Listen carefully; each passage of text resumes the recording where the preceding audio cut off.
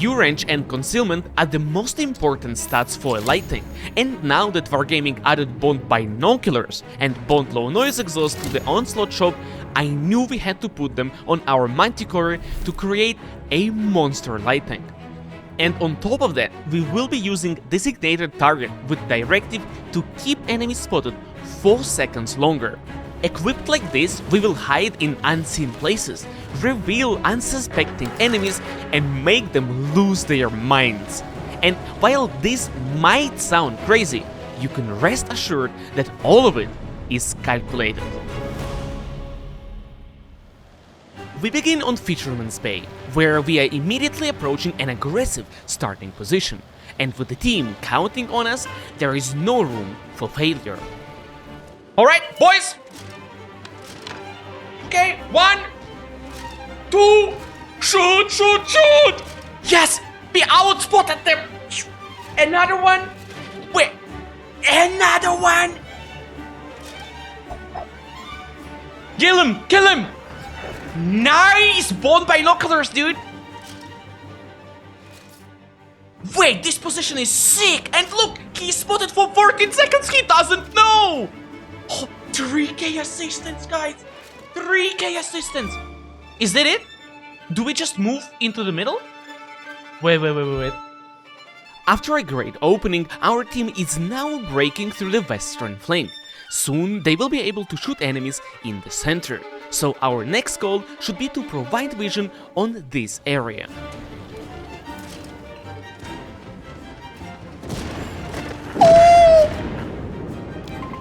Thanks a lot. Now we check this. Activate binoculars. Nah. Okay.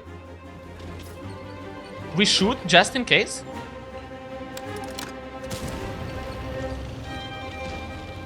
Not spotted. You know what that means? We check from here. Ah. Who is there?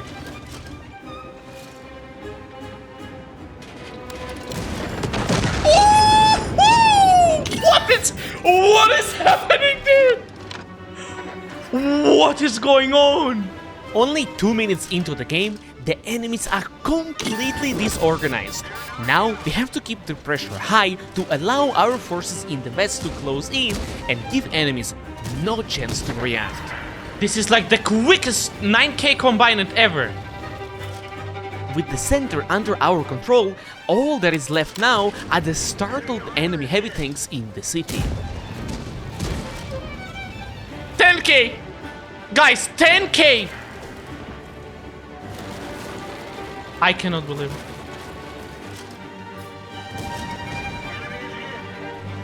Even though we have no armor, we can now use the chaos to land some shots ourselves and maybe boost our assistance even further. Maybe I can track can opener. Imagine the assistance we get from it.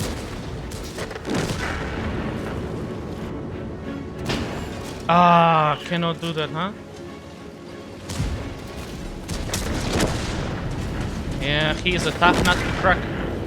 Unfortunately, we couldn't track the can opener with one shot, but still we ended our first round with 10,000 assistance, and now on Empire's border we are about to explore a new position that turns out to be so powerful that you have to promise me not to use it against me. I think this is valid position for a tank with a high... Oh my god, yes.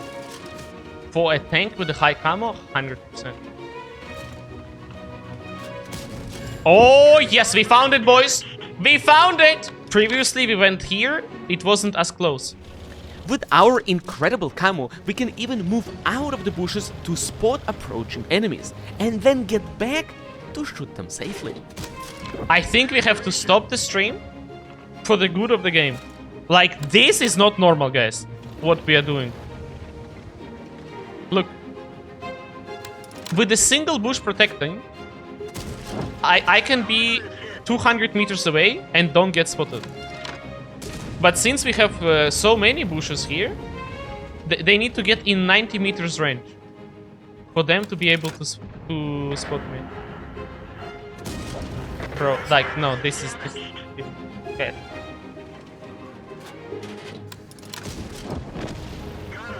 After we destroyed the mouse, this flank seems empty.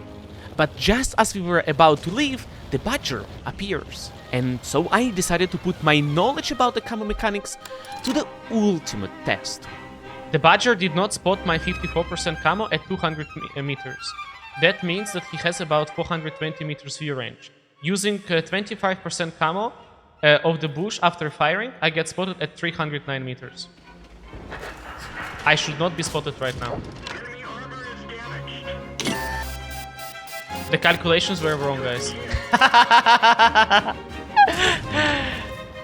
But the calculations were against the badger, not against the WZ. We were a little bit too confident and got rightfully punished immediately. A good lesson to always get in cover when you shoot and there is risk involved. Despite taking a hit from the WZ, we still have enough HP to take a hit from one of the scary tank destroyers that are likely lurking around the base. So we keep the pressure high and we quickly find the RT. Surprisingly, he was basically sitting in the open, and shortly after, we find the Jagdpanzer E90 further in the back. The Jagdpanzer is a tough opponent, but as our Ares moves in, it's clear. His seconds are numbered. Oh, Ares. Wow, Ares bounced Yaga. Now, one of us would have to defuse the gorilla. Obviously, no one wants to pick first, but we have a little trick prepared.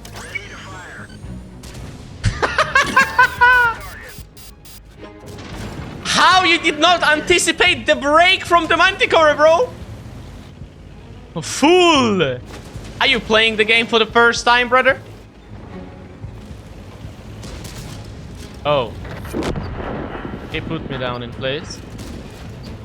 Apparently, the gorilla and the RNG didn't like our little celebration and punished us. But nevertheless, we end this round with 6k combined on a horrible map for a light tank. And on top of that, we found an incredible position. But if you are now saying, iyouxin, what are these fast games? I want to see some tactics. Well, let me welcome you to Outpost. Here, we are again using our camo to move into a fairly aggressive bush at the start of the game, where we can safely deploy our binoculars. I'm in the position. Binoculars activated! Not bad. Light tank is outplayed. Gorilla. With the binos activated, we did not only spot enemies crossing in the back and sitting in the camper spots, but crucially, we also found the light tank while staying hidden ourselves. Light tank, light tank, light tank, light tank. It's perfect spotted, bro. Light tank, light tank, light tank. Yeah. Ooh, nice. 2.3k assistance already. Not too shabby. Interestingly, I'm not getting spotted while doing that. Yeah, because you're sitting in the right position. This tree is covering you from the IMX. Yeah. The enemy light tank is down to one shot and will be scared to pick again. That's why I want to move around to increase the pressure on the tanks playing on this hill. And on my way there, I will do some gardening for my tank destroyers. Yeah, look how good of a teammate I am. I'm gonna knock all these trees for you guys, so you can have double bushes. Amazing. Thank you. Whenever you get the chance, make sure to help your snipers out. The longer they stay alive, the longer they can shoot what you spot. And we arrive in the bushes at the perfect time to catch the Ares trying to push the flank. The Ares didn't get far, but while we were quite successful on this flank, our forces in the north are being overrun by the enemies. We should let our teammates handle the south now, and prepare to defend our base against the incoming swarm of heavies. From this hill, our TDs have lines of fire on our base and the center. With so many enemies approaching, we need to make sure our tank destroyers can fire uninterrupted. That's why we make more bushes for them.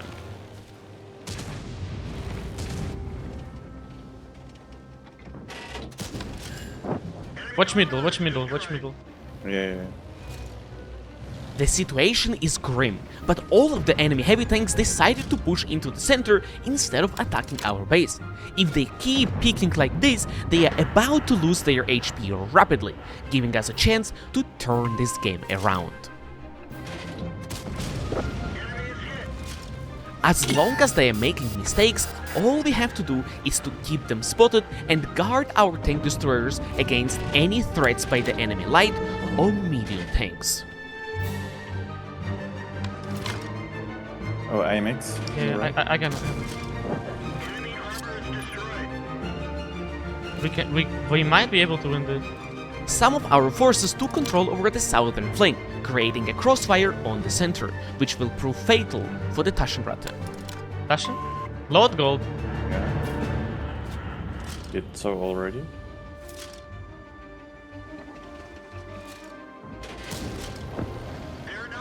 Slowly but surely we are thinning out the enemy lines, but after we kill the T-54 we get spotted and take a shot from the Object 30 that has destroyed our last defender in the north. With our flank now unprotected, we have to be more careful, but as long as the Object 30 doesn't push, we cannot fight him. So for now we keep focusing on the enemies who still peek in the center, while making sure to spot the 30 if he dares to make a move.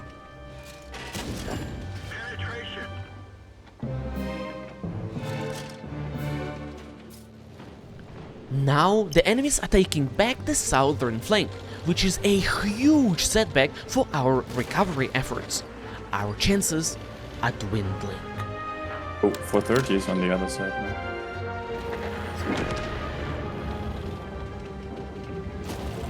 I go for the Conqueror.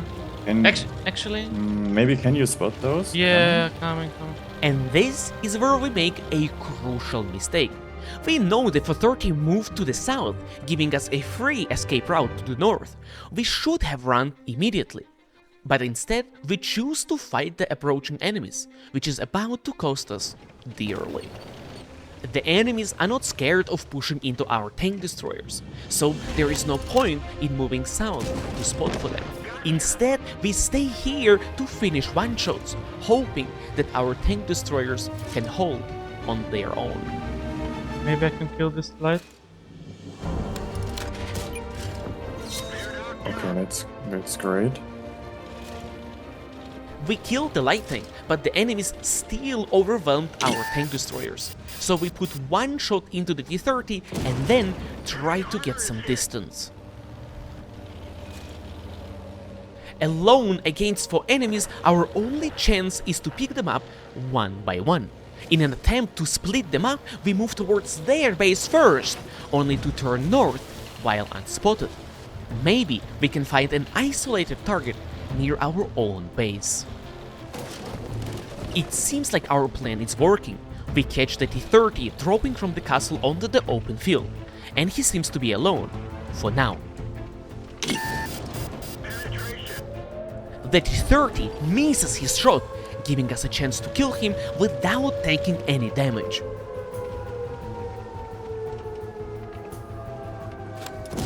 We take him out, but as we return into the cover of the buildings, the next challenge already awaits. Let me solo him.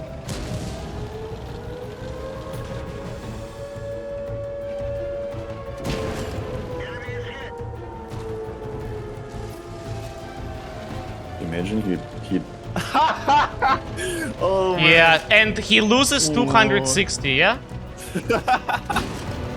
260, Despite landing on his roof, the Object 30 only lost 260 HP. If he died there, our chances to win would skyrocket. But now we are forced into a standoff, while the cap counter is ticking down mercilessly. 260. Sure, bro. Like, I thought he's dead. Rightfully so. With another medium joining in, we are now surrounded and left with no room for mistakes. But as long as we kill one of them, we always can outrun another.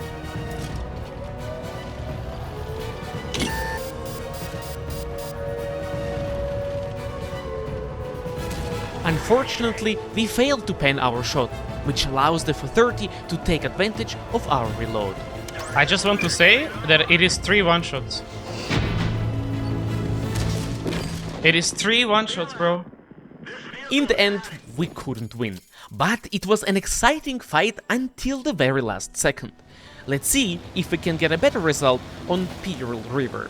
I'm going to discover play in the middle. I think the middle has potential, and I very rarely go here. So let's see together just what can we cook here. Playing here is dangerous. If we get spotted, we have no cover. But as we've seen on Empire's border, our camo calculations are always on point. Okay, wait, I can shoot here. I spot the enemy there and I shoot here, unspotted. As long as there is no TD peeking on the top, we are fine. We've missed Leopard 120. Okay, I think it was a bit too fast. Alright, that seems to be it. Oh, hello there. Just as we wanted to leave, a kind STRV appears to make sure we don't go empty-handed. Oh, it's gotta be so annoying! As the STRV moves in the cover, we decide to go closer. But this is where I notice something odd. I heard a big boom from the FV. And we don't have FV in our team. Our goal is to silently assassinate the STRV, but if the FV is waiting for us, this can get ugly.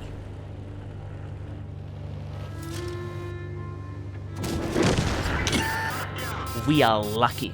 We got the kill on the STRV and the FV didn't expect our move. But now is not the time to play with the fire. So let's get out of here. At the same time, our forces in the center and in the north are outnumbered and won't be able to hold for much longer.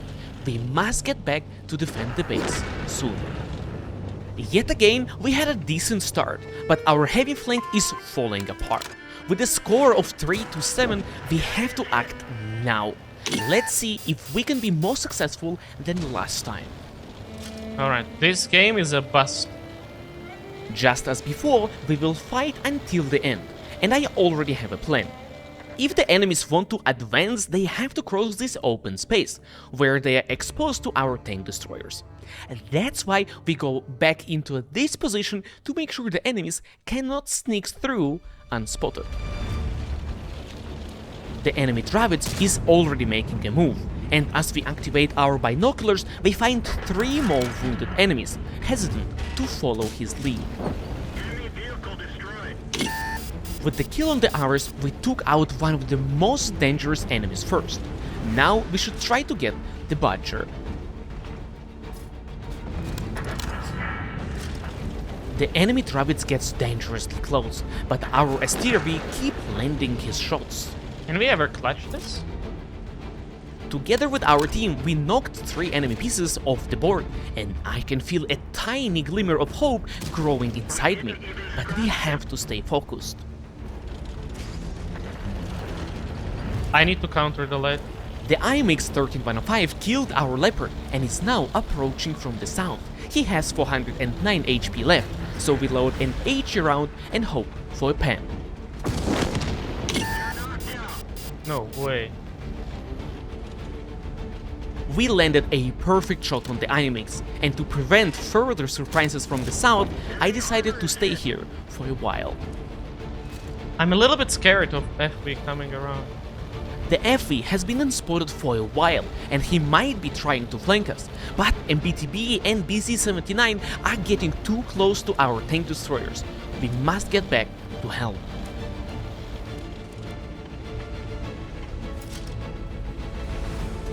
This was an important shot on the MBTB.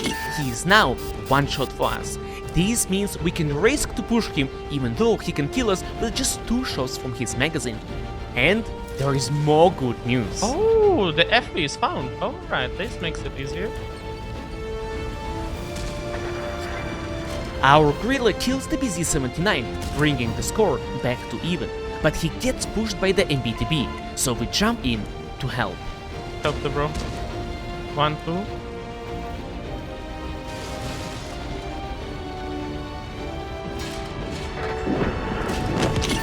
FV is on reload. I need to run because of the Wheezy. We saved the gorilla from the MBTB only for him to fall prey to the FV. Let's avenge our friend. Whew, nice defense, boys. For the first time in this game, the score is in our favor. One more tank to go. Oh, no way. He's still there, scared. Make him look my way. He has two-shot gun. You could tell, as he does not have the muzzle brake. With the muzzle brake, it's a 490 single. He's gonna do another one in now. Lucky STRV. He could have set STRV on fire, but hey, nice battle, guys. 3.3k damage, 2k assistance. I hope you enjoyed watching this incredible comeback, and if you can't get enough of close games and tactics, check out this video where I'm trying to win alone against 5 enemies. Thank you for watching, and until the next time.